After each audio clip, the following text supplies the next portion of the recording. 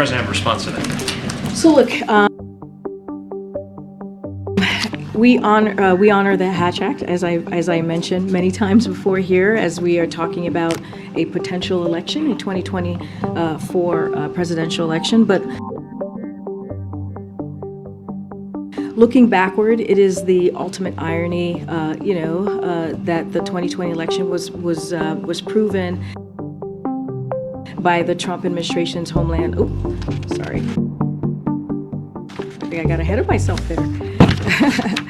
We take the law very seriously here. Why is the president interested in doing a deal with Iran instead of doing everything he can, perhaps short of U.S. military intervention, to try and hasten the end of what many of his own supporters regard as an evil regime? Well, the president has made it very clear that he will never allow Iran to have nuclear capabilities. That is a red line that he has drawn. And he will not allow that to happen. But you asked why President Trump wants to make a deal. I would remind you, he's the master of the art of the deal. He is America's deal maker in chief. He leads from a position of securing peace through strength. And I think time and time again already, in just 4 weeks, we have seen the president being able to negotiate successful deals with our partners, our adversaries,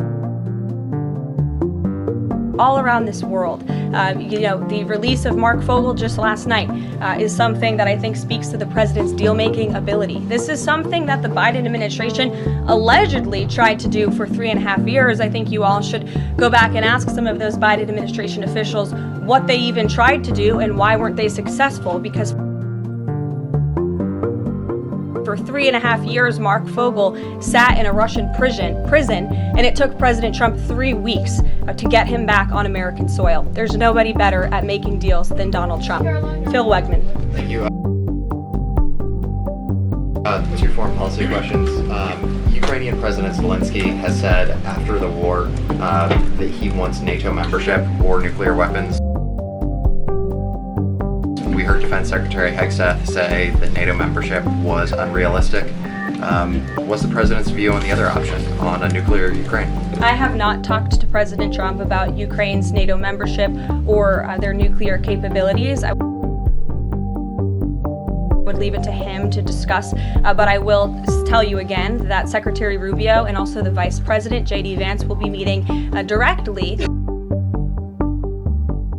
with President Zelensky in Munich on Friday, and I'm sure they will provide a readout of that conversation and that discussion.